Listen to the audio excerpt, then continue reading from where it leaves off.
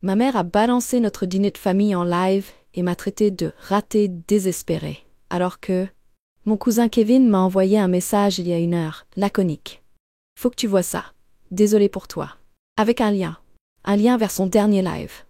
Kevin, dans sa quête obsessionnelle pour devenir influenceur, filme absolument tout. Absolument. Tout. Même les dîners de famille apparemment. J'étais à des kilomètres de là à Lyon pour un congrès immobilier. Installée dans ma chambre d'hôtel, je venais à peine de poser ma valise quand son message est apparu. J'ai cliqué, sans vraiment réfléchir. Et là, le choc. Je la voyais. Ma mère, assise à notre table familiale, dans la maison de mon enfance, un verre de vin rouge à la main, elle était filmée à son insu, complètement inconsciente d'être diffusée en direct sur Internet. « Ah, Shanice, s'il te plaît » a commencé ma mère en roulant des yeux avec un air exagérément théâtral. Ma fille se croit supérieure parce qu'elle vend des appartements. Elle n'a pas fait long feu en école d'infirmière. Maintenant, elle erre dans la vie comme une ratée désespérée. J'ai cru que j'allais m'étouffer. Mon sang s'est glacé. Mes doigts ont tremblé. Ratée désespérée? C'est comme ça qu'elle me voyait? Après tout ce que j'avais fait? Je m'appelle Shanice Dubois, j'ai 32 ans, et depuis 5 ans, je finance discrètement les soins médicaux de ma mère. Depuis son diagnostic de polyarthrite rhumatoïde agressive, c'est moi qui la conduis à ses rendez-vous, qui gère ses paperasses d'assurance, qui paye ses médicaments hors de prix. Tout ça en travaillant 60 heures par semaine pour maintenir mon agence immobilière à flot. Personne à cette table, pas même mon oncle ou ma tante Hilar, ne savait que j'avais vidé mon compte épargne l'année dernière pour payer un traitement spécialisé que sa mutuelle refusait de prendre en charge. C'est tellement dommage, a continué ma mère sur la vidéo, savourant visiblement l'attention de mes oncles et tantes. Tous ces grands rêves de devenir infirmière, et maintenant elle vend des maisons à des gens qui, eux, ont réussi leur vie. Elle a ri, et à mon horreur, j'ai entendu mon oncle et ma tante rire avec elle. La caméra de Kevin, discrètement posée sur ses genoux, captait tout. Ma mère n'avait aucune idée qu'elle était enregistrée. Ce qui rendait ses paroles encore plus dévastatrices. Vous vous souvenez quand elle a abandonné ses études d'infirmière? A lancé ma mère à ma tante. Elle est revenue à la maison en pleurant, les examens étaient trop durs, pathétiques. Et maintenant, elle se la joue parce qu'elle vend une maison tous les 3 mois. La vérité, c'est que j'avais mis mes études d'infirmière entre parenthèses pour elle. Quand elle était tombée malade. Je gagnais correctement ma vie dans l'immobilier, mais chaque euro supplémentaire partait dans ses soins, au lieu de retourner à l'école. Shanice n'a juste pas ce qu'il faut, a soupiré ma mère d'un air tragique, attrapant son verre de vin, le même vin que j'avais acheté pour ce dîner de famille. Certaines personnes ne sont pas faites pour la vraie réussite, c'est tout. Le live a continué pendant 1 minute interminable avant que Kevin ne coupe enfin la caméra. Moi, j'étais figée dans ma chambre d'hôtel, les larmes coulant sur mes joues. La dure réalité me frappait de plein fouet. Pendant des années, je m'étais persuadée que les remarques acerbes de ma mère étaient juste l'expression de sa douleur ou sa façon un peu brutale de me motiver. Mais là, ce n'était pas un dérapage passager. C'était ça, le fond de sa pensée. Et maintenant, j'en avais la preuve irréfutable.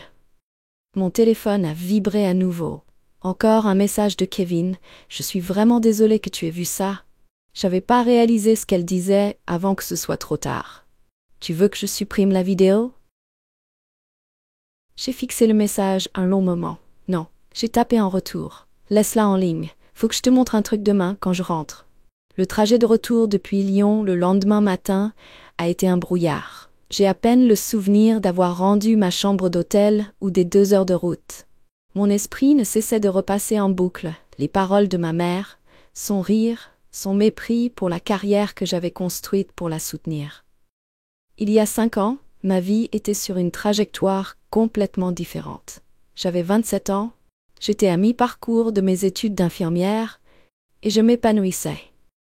J'avais toujours voulu être infirmière, aider les gens, faire une différence.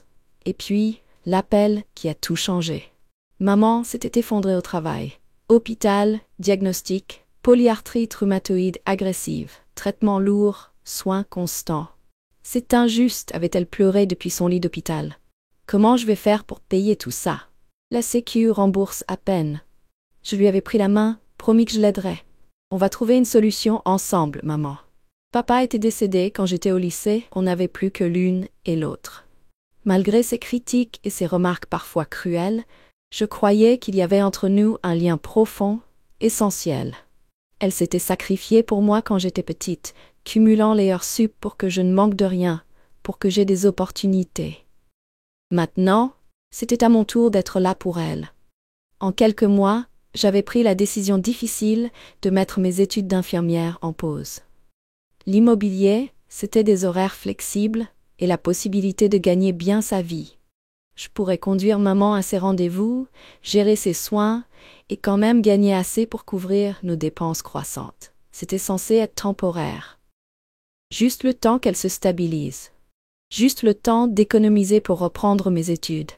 Mais le temporaire s'était transformé en année. L'état de maman s'était amélioré avec les traitements, mais elle avait toujours besoin de médicaments coûteux, de visites régulières chez des spécialistes, de kinés. J'étais devenue la gestionnaire unique de sa santé, passant des heures à me battre avec les assurances, à chercher des infos sur les traitements. « Tu es devenue tellement responsable », me disait-elle parfois, dans de rares moments d'attendrissement. Ces mots m'avaient soutenue pendant d'innombrables nuits blanches et semaines de travail stressantes. Je me suis garée dans mon allée, restée assise en silence dans la voiture. Je n'avais pas prévenu maman que je rentrais aujourd'hui. Elle me croyait encore à Lyon, à ce congrès immobilier, une opportunité que j'avais écourtée après avoir vu la vidéo. Mon téléphone a vibré. Un message de Kevin. « Je suis au café Maple, dis-moi quand tu es dispo. » J'ai respiré profondément, essayé de remettre mes idées en place. Ouvrant mon sac d'ordinateur, j'en ai sorti un dossier étiqueté « Maman médicale ». À l'intérieur, un registre méticuleux de chaque paiement effectué ces 5 dernières années. Chaque prime d'assurance, chaque ticket modérateur, chaque visite chez le spécialiste. Le tout classé avec les reçus et les relevés bancaires. Je tenais ces comptes pour les impôts. Jamais je n'aurais imaginé qu'ils serviraient un jour de preuve de trahison. J'ai rassemblé le dossier, pris une dernière inspiration et répondu à Kevin. « J'arrive dans 15 minutes. » Le café était bondé, mais j'ai repéré Kevin tout de suite. À 16 ans, il ne passait pas inaperçu avec ses cheveux bleus électriques et son casque audio géant. Quand il m'a vu, son visage s'est crispé de culpabilité. « Shanice, je suis tellement désolé, » a-t-il balbutié en m'asseyant. Je savais pas qu'elle allait dire des trucs pareils. Je faisais juste mon live habituel, et puis tante Patricia a commencé à parler de toi, et c'est devenu tellement méchant. « C'est pas ta faute, » l'ai-je interrompu. « En fait, je dois même te remercier, Kevin. » Il a levé les yeux, l'air complètement perdu. « Me remercier? Pourquoi ?» J'ai posé le dossier médical sur la table, je l'ai ouvert, exposant 5 ans de relevés de paiement, de calendrier de rendez-vous, de correspondance avec les assurances. Pour m'avoir montré la vérité, ai-je dit doucement. J'ai tout payé. Ces médicaments, ces traitements, ces primes d'assurance, absolument tout. Les yeux de Kevin se sont écarquillés tandis qu'il feuilletait les documents. Mais c'est des milliers d'euros, ça. Plus de 100 000, en fait, ai-je confirmé. J'ai mis ma vie entière entre parenthèses pour elle. Mon diplôme d'infirmière, mes économies, même mes relations. Tout est passé après parce que je croyais qu'elle avait besoin de moi. Kevin a relevé les yeux, son expression passant du choc à la colère. Et elle te traite de raté? Mais c'est complètement dingue.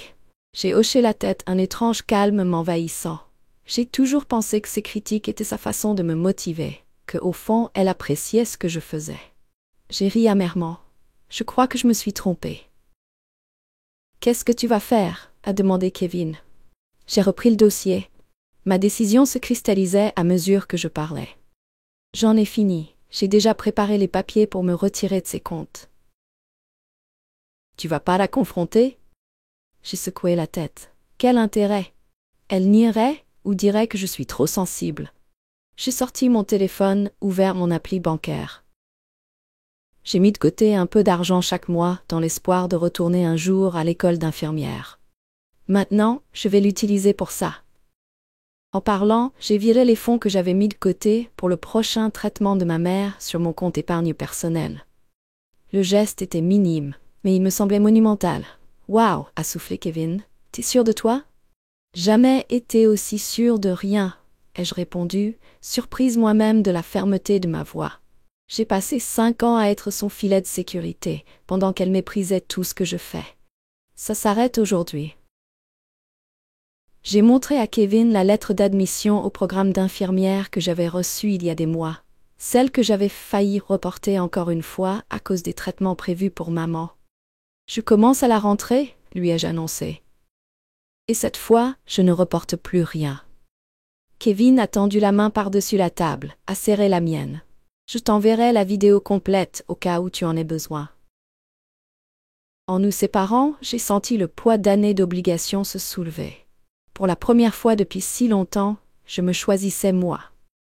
La culpabilité que je m'attendais à ressentir est absente, remplacée par un sentiment de clarté et de détermination qui me manquait cruellement depuis trop longtemps. La représentante de la compagnie d'assurance au téléphone semblait confuse quand je l'ai appelée. « Vous souhaitez vous retirer en tant que garante des comptes de Madame Patricia Dubois ? Puis-je vous demander pourquoi ? » « Raison personnelle » ai-je répondu, la voix remarquablement stable. Je ne serai plus responsable des paiements après ce mois-ci. C'était le 3e jour de ma nouvelle résolution. J'avais passé le week-end dans une frénésie productive, appelant les compagnies d'assurance, mettant à jour les informations de paiement, rédigeant des emails. Ma table de salle à manger était recouverte de paperasse, tandis que je démantelais systématiquement la toile financière que j'avais tissée pour soutenir ma mère. La représentante a continué. « Mademoiselle Dubois, je dois vous informer que sans votre soutien, la prime de votre mère augmentera considérablement et ses options de couverture pourraient changer. » « Je comprends » ai-je marqué une pause.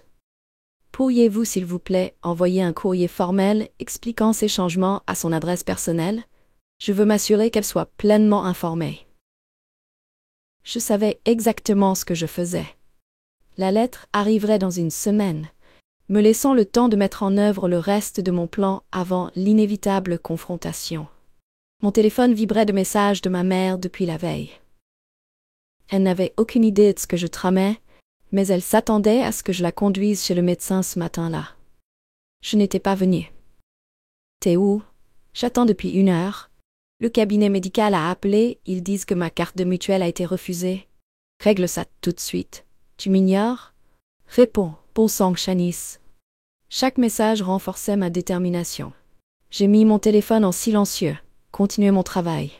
Le soir venu, j'avais achevé la plupart des démarches financières, passé à la phase suivante. J'ai ouvert mon ordinateur portable, commencé à rédiger un email soigneusement formulé, destiné à toute ma famille élargie. Chère famille, après mûre réflexion, j'ai décidé de ne plus gérer les soins médicaux de ma mère, ni de la soutenir financièrement. Ces 5 dernières années, j'ai couvert toutes les dépenses liées à sa maladie, pour un montant total de plus de 120 000 €. Cela comprend les primes d'assurance, les médicaments, les visites chez les spécialistes et de nombreux traitements. J'ai pris cette décision pour des raisons personnelles, mais je tenais à vous informer car ma mère pourrait avoir besoin d'aide à l'avenir. Vous trouverez en pièce jointe un récapitulatif détaillé du soutien que j'ai apporté au fil des années.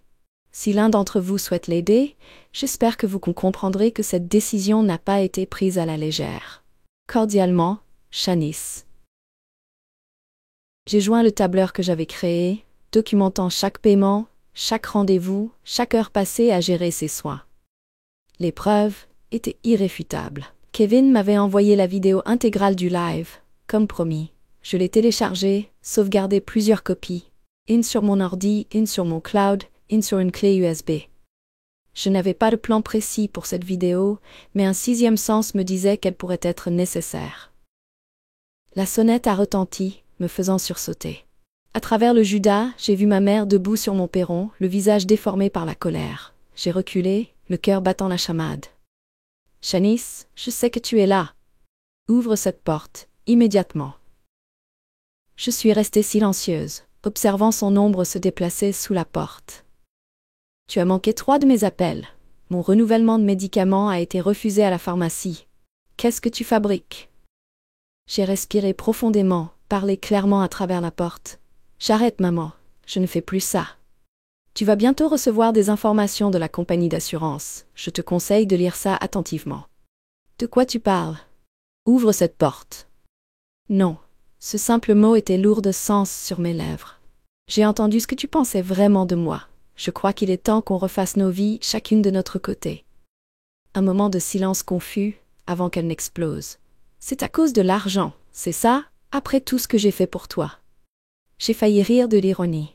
Au revoir, maman, et ne reviens pas. Tandis que ces protestations montaient en puissance, je me suis éloignée de la porte, retournée à mon ordinateur pour finir ce que j'avais commencé. À chaque pas, je me sentais plus légère, comme si je me débarrassais enfin d'un fardeau que je portais depuis trop longtemps. Les retombées ont été rapides. Quelques heures à peine après l'envoi de mon email, mon téléphone a explosé de notifications. Tante Martine était choquée et révoltée par mon abandon. Oncle Jacques trouvait ça égoïste et cruel. Mon cousin Thomas suggérait que je règle cette petite dispute avec maman. Seul Kevin et à ma grande surprise, ma vieille tante Brigitte semblaient comprendre. Le message de Brigitte était simple. Il faut du courage pour se défendre, ma chère. Appelle-moi si tu as besoin de quoi que ce soit. J'ai bloqué le numéro de ma mère en premier, puis, un par un, mis en sourdine les membres de la famille qui n'avaient même pas pris la peine de demander ma version de l'histoire. Le silence qui a suivi était étrangement paisible. 3 jours plus tard, j'étais assise au bureau des admissions de l'école d'infirmières de Boston, finalisant ma réinscription pour la rentrée de septembre. Vous avez été absente du programme pendant un certain temps. Mademoiselle Dubois, a noté la conseillère en examinant mon dossier. Mais vos résultats universitaires précédents sont excellents. Vous devrez passer un test de niveau pour déterminer si des cours de remise à niveau sont nécessaires. Je comprends, ai-je répondu, un gain d'enthousiasme me parcourant. J'ai déjà commencé à réviser mes anciens manuels. En traversant le campus après, j'ai ressenti un sentiment d'appartenance qui me manquait depuis des années. C'était là que je devais être, poursuivre mes propres rêves, au lieu de vivre au service des besoins de quelqu'un d'autre. Mon agence immobilière allait devoir s'adapter à mon emploi du temps scolaire, mais j'ai déjà commencé à planifier. Je me concentrerai sur moins de clients, privilégierai les biens de valeur, embaucherai un assistant à temps partiel pour les tâches administratives. Les revenus seraient réduits, mais sans les dépenses de ma mère, je m'en sortirais. En rentrant chez moi, une enveloppe à l'aspect officiel m'attendait dans la boîte aux lettres. À l'intérieur, une lettre de la compagnie d'assurance adressée à ma mère, envoyée par erreur à mon adresse. Elle détaillait les changements de sa couverture et l'augmentation significative des primes maintenant que je n'étais plus garante. J'aurais dû me sentir coupable. Au lieu de ça, j'étais soulagée. Mon téléphone a sonné. Kevin. T'as vu ce qui se passe dans le groupe de famille? A-t-il lancé sans préambule. J'ai quitté tous ces groupes. Ai-je avoué? Qu'est-ce qui se passe? Ta mère raconte à tout le monde que t'as fait une espèce de dépression nerveuse. Elle dit que t'étais sous pression à cause de ton agence qui marche pas, et que c'est pour ça que tu réagis comme ça. J'entendais les guillemets dans la voix de Kevin. Elle déforme complètement tout. J'ai soupiré, sans surprise. Dénigrement classique, c'est sa spécialité. C'est pas tout, a continué Kevin. Elle s'est pas rendue compte que j'étais encore dans la conversation, et elle a convaincu tante Martine de la laisser emménager chez elle temporairement. Le temps de régler ses problèmes de santé. Bien sûr que oui, ai-je dit en secouant la tête. Maman a toujours été douée pour trouver quelqu'un pour la secourir. Après avoir raccroché, je me suis retrouvée à fixer le fichier vidéo que Kevin m'avait envoyé. Le live qui avait tout changé. Je ne l'avais pas regardé depuis ce premier visionnage dévastateur dans ma chambre d'hôtel. Mon doigt planait au-dessus du bouton play. Il y avait du pouvoir dans cet enregistrement. Le pouvoir de montrer à tout le monde qui était vraiment ma mère, derrière les portes closes. De me justifier face à ces mensonges. Mais avais-je besoin de cette justification? Les membres de la famille prêts à croire son récit sans même me demander ma version des faits, valait-il vraiment la peine d'être convaincu? J'ai refermé mon ordinateur portable sans lancer la vidéo. J'avais la preuve, au cas où. Mais pour l'instant, j'avais des choses plus importantes à faire. Mon dossier d'inscription à l'école d'infirmière était complet. J'avais réservé mon test niveau. Et pour la première fois depuis des années, je faisais des plans pour mon avenir, au lieu de gérer la crise de quelqu'un d'autre. La lettre de l'assurance était posée sur mon comptoir, un rappel concret des changements que j'avais enclenchés. Après un moment d'hésitation, j'ai adressé une nouvelle enveloppe à la vraie adresse de ma mère, glissé la lettre à l'intérieur, ajouté un court mot. Ceci a été envoyé à mon adresse par erreur. Je te conseille de lire attentivement. Pas de signature, pas d'émotion, juste des faits. En glissant l'enveloppe dans la boîte aux lettres, j'ai senti un autre morceau de mon fardeau s'envoler. Les conséquences de ces actes étaient désormais les siennes, pas les miennes. 2 semaines se sont écoulées dans un calme relatif. Je me suis jetée à corps perdu dans les préparatifs de l'école d'infirmière, révisant chaque minute de libre entre les visites d'appartement et les rendez-vous clients. Le test de niveau était prévu pour vendredi et je sentais une confiance grandissante à chaque examen blanc. Et puis, l'embuscade. Je venais de terminer une visite d'une maison de ville à Brookline quand je les ai repérés dans mon rétroviseur. Ma mère et tante Martine, attendant à côté de la voiture de ma mère sur le parking. Mon premier réflexe a été de démarrer en trombe, mais elle m'avait clairement vu. Fuir ne ferait que reporter l'inévitable. J'ai respiré profondément, suis sortie de ma voiture. « Shanice » a dit ma mère, la voix doucereuse. « Il faut qu'on parle. » De près, je voyais la tension sur son visage. Ses cheveux n'étaient pas coiffés, et elle s'appuyait lourdement sur sa canne, un accessoire qu'elle n'utilisait généralement que pour souligner son état. « J'ai rien à vous dire, » ai-je répondu, les clés serrées dans ma main. Tante Martine s'est avancée. « Ta mère souffre, Shanice. Ses médicaments coûtent 3 fois plus cher et elle n'arrive plus à avoir de rendez-vous avec ses spécialistes. C'est ça que tu voulais? » Ce que je voulais, ai-je dit calmement, c'est être traitée avec un minimum de respect et de considération. Ce que je voulais, c'est la reconnaissance pour 5 ans de sacrifice. Ce que je voulais, c'est une mère qui ne me traite pas de ratée désespérée dans mon dos. Le visage de ma mère a blêmi. « De quoi tu parles? » J'ai vu la vidéo, maman, le live de Kevin, du dîner de famille. J'ai soutenu son regard, fixe. J'ai tout entendu ce que tu as dit sur moi. Un éclair de reconnaissance a traversé son visage, vite remplacé par une colère défensive.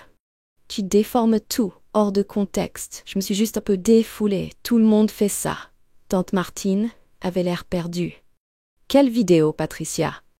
De quoi elle parle? » J'ai failli rire de l'ironie. Ma mère n'avait même pas parlé du live à ses alliés les plus proches, espérant probablement que je ne le découvrirais jamais. « Montre-lui la vidéo, si tu veux, Sueb, que je dis à ma mère.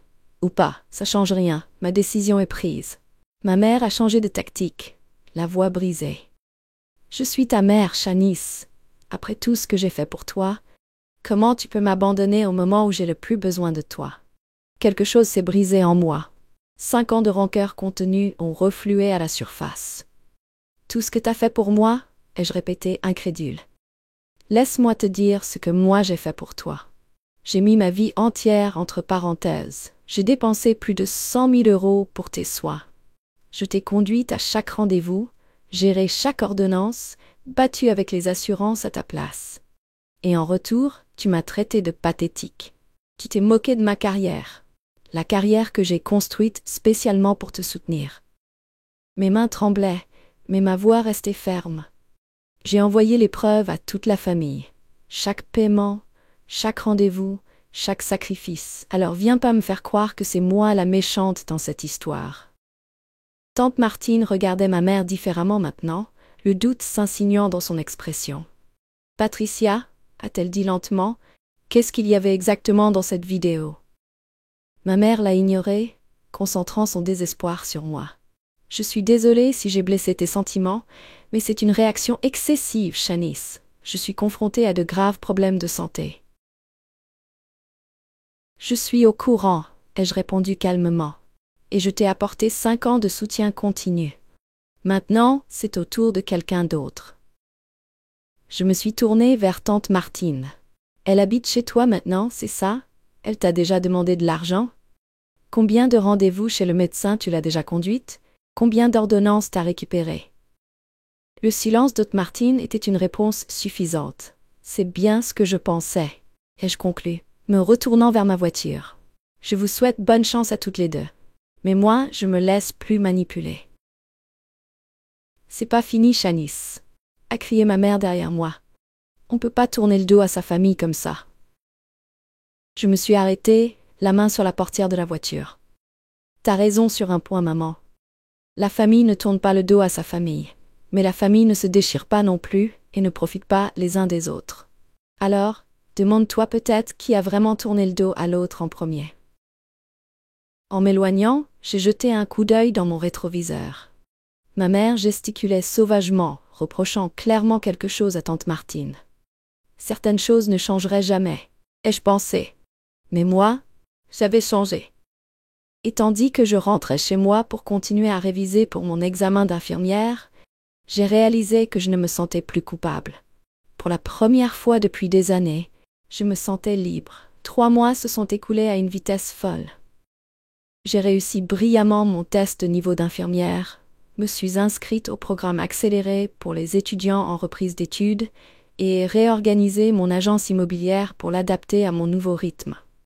J'ai embauché Kylie, une étudiante brillante, comme assistante à temps partiel pour gérer la paperasse et coordonner les visites pendant mes cours. La transition n'a pas été sans heurts. Il y a eu des nuits blanches, des conflits d'horaires et des moments de doute occasionnels. Mais chaque petite victoire me confirmait que j'avais fait le bon choix. Le poids que je portais depuis des années s'était envolé et j'abordais chaque journée avec une énergie et une détermination renouvelées. Ma situation familiale avait atteint un statu quo fragile. Après notre confrontation sur le parking, ma mère avait apparemment montré son vrai visage à tante Martine, qui m'a discrètement contactée une semaine plus tard. « J'avais aucune idée de ce que tu vivais », m'a-t-elle avoué autour d'un café. « Patricia m'a dit que t'étais devenue difficile et égoïste. J'aurais dû te demander ta version. »« C'est pas grave », ai-je répondu, surprise moi-même de réaliser à quel point je le pensais sincèrement. Maman a toujours été douée pour manipuler les histoires. La cérémonie annuelle de remise des prix de l'Association immobilière de Boston n'était pas quelque chose auquel j'avais prêté beaucoup d'attention les années précédentes. J'étais trop occupée à gérer les soins de ma mère pour assister à des événements professionnels. Mais quand mon patron m'a nommée pour le prix de la résilience et de l'immobilier, récompensant les agents ayant surmonté des défis importants tout en maintenant leur activité, j'ai été touchée. « T'es sûr de gagner ?» a insisté mon collègue Jeffrey lors de notre réunion d'équipe hebdomadaire. « T'as conclu plus de ventes que quiconque au bureau, tout en reprenant tes études d'infirmière. Si c'est pas de la résilience, je sais pas ce que c'est. » Je ne m'attendais pas à gagner, mais j'étais impatiente d'assister à la cérémonie. Une occasion de célébrer le chemin parcouru, professionnellement et personnellement. Le soir de la cérémonie, je me suis retrouvée dans une salle de bal d'hôtel, entourée de la communauté immobilière de Boston. Je portais une robe bleu foncé que j'avais spécialement achetée pour l'occasion. Ma première folie non liée au travail depuis des années. Après avoir attrapé une coupe de champagne à un serveur, j'ai papoté avec des collègues et renoué des contacts professionnels que je n'avais pas vus depuis des lustres. Shanice Dubois. Une voix familière m'a interpellée. Je me suis retournée et j'ai vu Margot Stevens, l'une des courtières les plus réputées de Boston. J'espérais bien te croiser ici. J'entends dire que tu fais des merveilles sur le marché de Brookline. Nous avons discuté des dernières tendances immobilières et je me suis surprise à participer activement à la conversation. Un changement bienvenu, loin de la personne distraite et dépassée que j'étais depuis des années. Mon téléphone a vibré dans ma pochette. Je l'ai ignoré dans un premier temps, pleinement présente dans ce moment professionnel que j'appréciais. Quand il a vibré à nouveau, 1 minute plus tard, je me suis excusée et j'ai jeté un coup d'œil à l'écran. 5 appels manqués d'un numéro inconnu et un SMS. C'est Jenna. J'utilise le téléphone de mon oncle Patrick, Urgence, rappelle dès que possible. Un nœud s'est formé dans mon estomac. Je me suis éclipsée dans un couloir tranquille et j'ai rappelé. Jenna, qu'est-ce qui se passe? Je suis vraiment désolée de te déranger, a commencé Jenna d'une voix tendue. Je suis à l'hôpital avec ta mère. Elle est tombée et il pense que c'est peut-être une réaction à son nouveau médicament. Elle demande après toi. J'ai fermé les yeux, attendant la vague familière de culpabilité et d'obligation me submerger. Elle est venue, mais elle était différente maintenant, gérable, pas écrasante. Est-ce qu'elle est stable? Ai-je demandé. Oui, mais il la garde en observation pour la nuit. Je ne voulais pas t'appeler, mais l'oncle Patrick a insisté. J'ai entendu des voix étouffées, puis un bruit de pas, tandis que le téléphone changeait de main. Shanice, ici Patrick. Écoute, je sais que les choses ont été difficiles, mais ta mère a besoin de toi. Les médecins ont des questions sur ses antécédents médicaux auxquels on ne peut pas répondre. Tandis qu'il parlait, je voyais les participants à la cérémonie se diriger vers la salle de bal principale. La remise des prix allait bientôt commencer. Je comprends, ai-je dit, prenant ma décision. Mais je suis à un événement professionnel important en ce moment. Je peux passer à l'hôpital après, si vous voulez. C'est de ta mère qu'on parle, Shanice. La voix de Patrick s'est durcie. Sûrement que cette fête peut attendre. L'ancienne Shanice aurait immédiatement cédé, abandonnant ses propres besoins pour ceux de sa mère. Mais je n'étais plus cette personne. J'y serai dans environ 2 heures, ai-je répondu fermement. Veuillez dire aux médecins que je répondrai à toutes leurs questions à ce moment-là. Et Patrick, merci d'être là pour elle. J'ai coupé la communication et j'ai respiré profondément. En me retournant pour rejoindre la cérémonie, j'ai aperçu mon reflet dans un miroir décoratif. Épaules en arrière, tête haute, regard clair. Pour la première fois depuis des années, je me reconnaissais. Et la lauréate du prix de la résilience et de l'immobilier est Shanice Dubois. La salle a explosé d'applaudissements, tandis que mon nom résonnait dans les haut-parleurs. Incrédule, j'ai avancé vers la scène, un large sourire illuminant mon visage. Jeffrey m'a tapoté l'épaule en passant, un sourire radieux. Je te l'avais bien dit. Sur scène, le président de l'association immobilière m'a serré la main en me remettant un trophée en cristal étincelant. Félicitations, Shanice. Votre parcours est une véritable inspiration pour nous tous. J'ai prononcé quelques mots de remerciement, le cœur battant la chamade. J'ai parlé de ma passion pour l'immobilier, de ma détermination à réussir malgré les obstacles, sans mentionner les sacrifices personnels qui avaient pavé mon chemin. Ce soir, je voulais savourer ma victoire. Un point, c'est tout. Après la cérémonie, j'ai été submergée de félicitations. Collègues, clients, concurrents, tous sont venus me saluer, me serrer la main, me féliciter pour ma récompense. Margot Stevens m'a même proposé de déjeuner ensemble la semaine suivante pour discuter d'une éventuelle collaboration. Pendant un instant, j'ai presque oublié l'appel de Jenna, l'hôpital, ma mère, presque. 2 heures plus tard, j'arrivais aux urgences. Patrick et Jenna m'attendaient dans la salle d'attente, des mines longues. « Comment va-t-elle » ai-je demandé, essayant de masquer mon inquiétude. « Il la garde pour la nuit » a répondu Patrick d'un ton las. « Ils font des examens. C'est peut-être une mauvaise réaction à son nouveau traitement, comme a dit Jenna, mais... » Il a haussé les épaules, l'air sombre. Jenna s'est approchée et m'a pris le bras. Elle est sous sédatif, elle dort. Mais elle a vraiment insisté pour que tu viennes. Patrick a renchéri, les médecins voulaient surtout parler à quelqu'un qui connaît bien ses antécédents médicaux. On était un peu perdus. J'ai soupiré. C'était toujours la même rengaine. J'étais toujours celle qui devait gérer, arranger les choses, porter le fardeau de la famille. Pourtant, ce soir, quelque chose avait changé. Je n'étais plus la même Shanice qu'avant. « Emmenez-moi voir les médecins », ai-je dit, le trophée de cristal toujours serré dans ma main. Les médecins m'ont expliqué que la chute de ma mère était probablement due à une baisse de tension, un effet secondaire possible de son nouveau traitement. Ils voulaient la garder en observation pour la nuit, faire des examens complémentaires pour écarter d'autres complications. J'ai répondu à leurs questions, fourni tous les détails de son historique médical qu'ils souhaitaient.